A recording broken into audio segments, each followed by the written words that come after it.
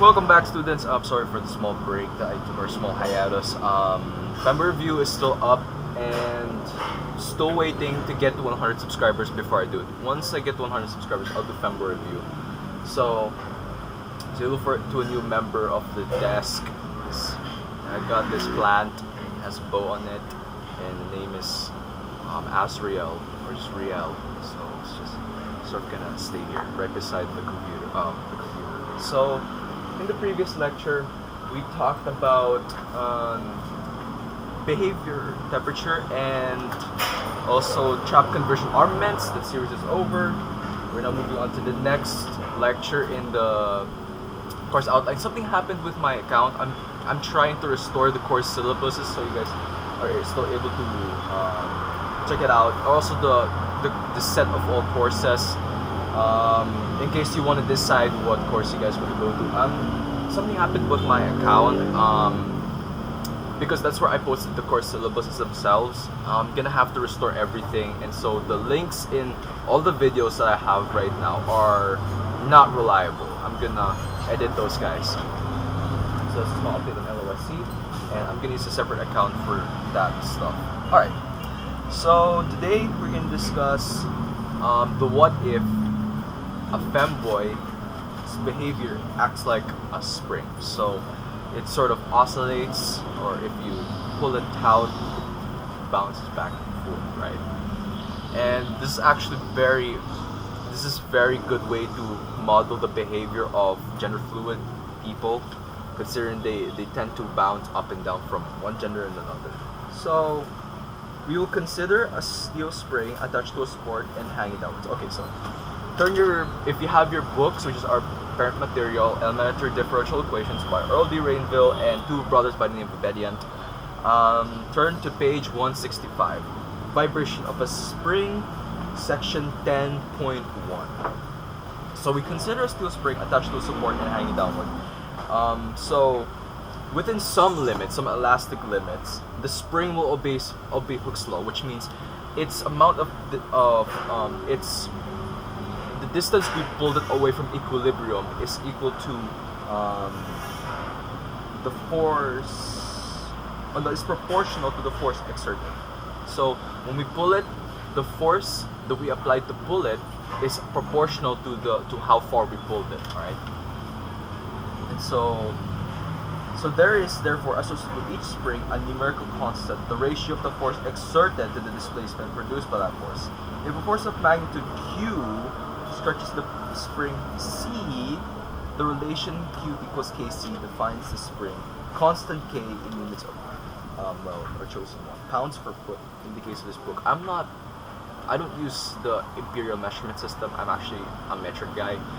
So yeah, Q equals Kc. So we can interpret this equation as saying, so this is the force, how much it is changed in a while, how much it has changed, so it's a force, and this is some proportionality constant K, and C is the distance, right, that we pulled it, so the sort of the time from one decision to another, right?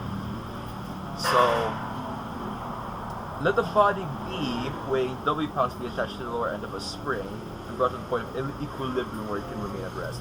So here's when I kind of divulge from the book. I hope you guys at least watch some videos from femboyology, because in this case, in the case of regicalculus, we're gonna be using the quantum trap configuration, or the standard quantum trap configuration, SQTC, and that tells us that the mass of a femboy is 1. We're assuming that the mass of the femboy is 1, and the energy is 1.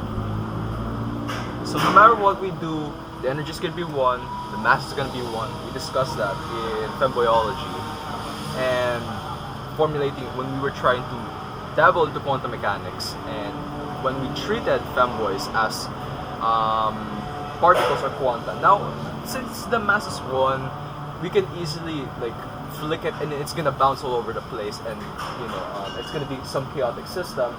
But let's assume that it remains stable even though it has a mass of 1. Alright? So, with that,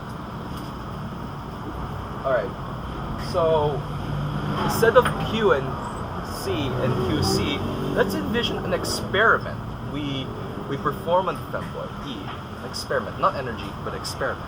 So we perform an experiment on the femboy by, let's say, putting him inside a room and then, I don't know, giving him some material to watch that are femboy oriented.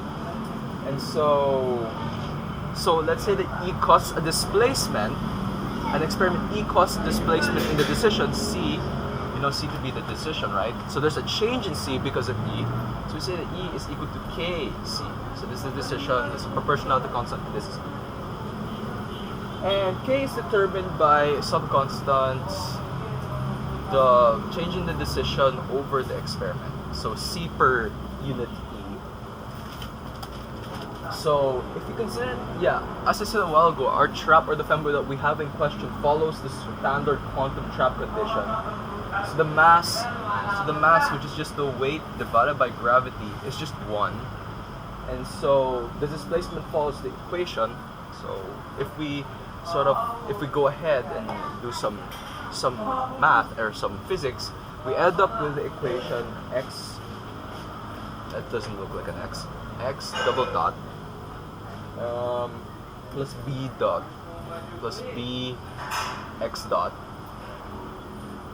plus kx equals f of t. Actually, it's usually expressed in this form, kx equals 0. But if we have some external force that keeps the spring oscillating after we pull it out, then this function f of t describes that force, right? And so, this is the equation that governs spring motion, or the moving back and forth of spring. Now, we can rewrite this equation as x double dot plus 2 gamma x dot plus b squared x equals f of t, or 0. But I'm gonna choose f of t. When we write the original equation, and so bg over w, Bob's weight times gravity over its weight is equal to 2 gamma, and kg over w is equal to b squared. Oh, it's b given 1. It's b squared. And now, since the quantum trap condition is something that the femboy that we're talking about follows, this just simplifies to 2 gamma equals b, and b squared equals k. Wherein we already know k to be the decision per unit experiment. So as the experiment goes by, the decision changes, and the rate of change of this with respect to this, with respect to the experiment changing with respect to time, is the proportionality constant k, or b squared. Or if we say b, it's just the square of k. Right? And gamma is just simply b over 2, b divided by 2. And now, if gamma is 0, that means that there is a negligible dampener. So that means we're just doing it in some vacuum. There's no water to contend with. There's no air to contend with. It can freely swing by, and it just keeps oscillating.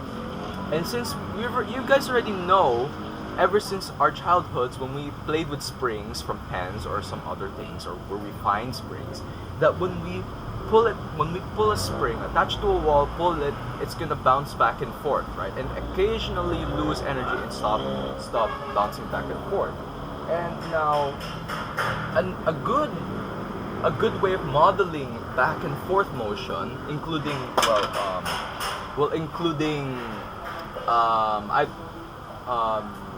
planetary motion and electromagnetism is the trigonometric functions, mainly sine and cosine. I'm running out of paper again. This is stupid. Mainly sine and cosine. These two guys are great models for modeling waves. And as you can see, sine's graph is actually like this, and so cosine just slightly shifted. All right, it just slightly shifted. So that's sine. This is cosine, or maybe it's the reverse. Yeah, I'm pretty sure it's the same. All right, but either way, nonetheless, these guys are great, solutions to many problems concerning electromagnetism and back and forth motion, propagation through space.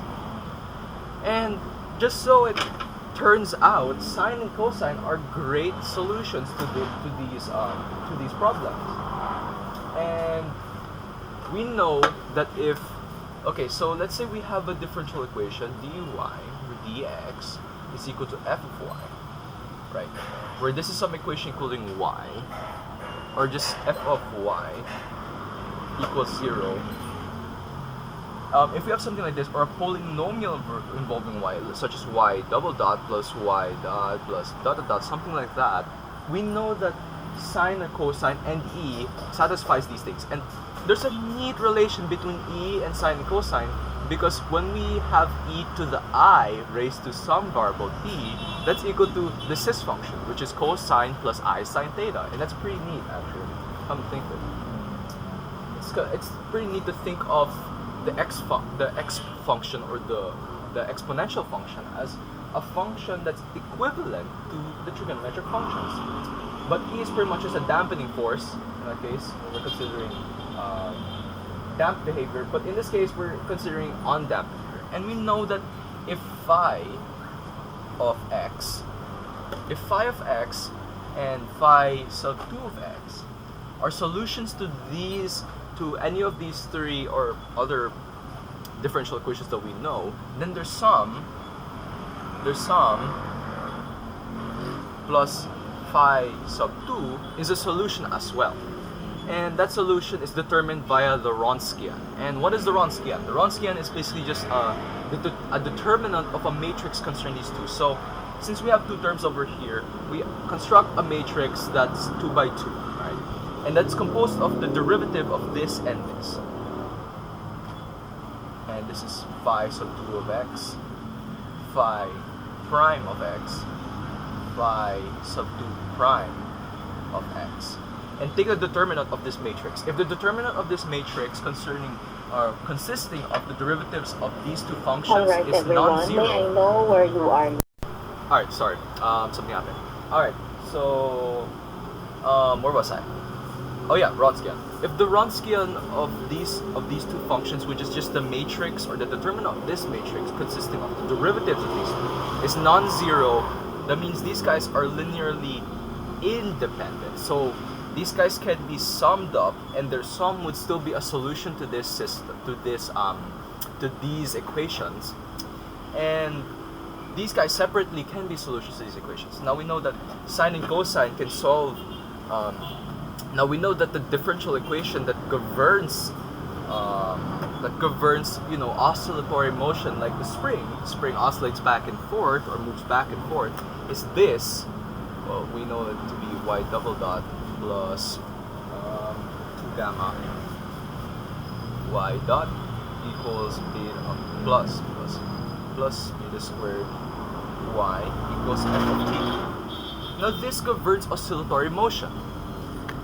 This equation governs oscillatory motion, and so it would be reasonable to think that sine and cosine, which directly models oscillatory motion, can be solutions to these things.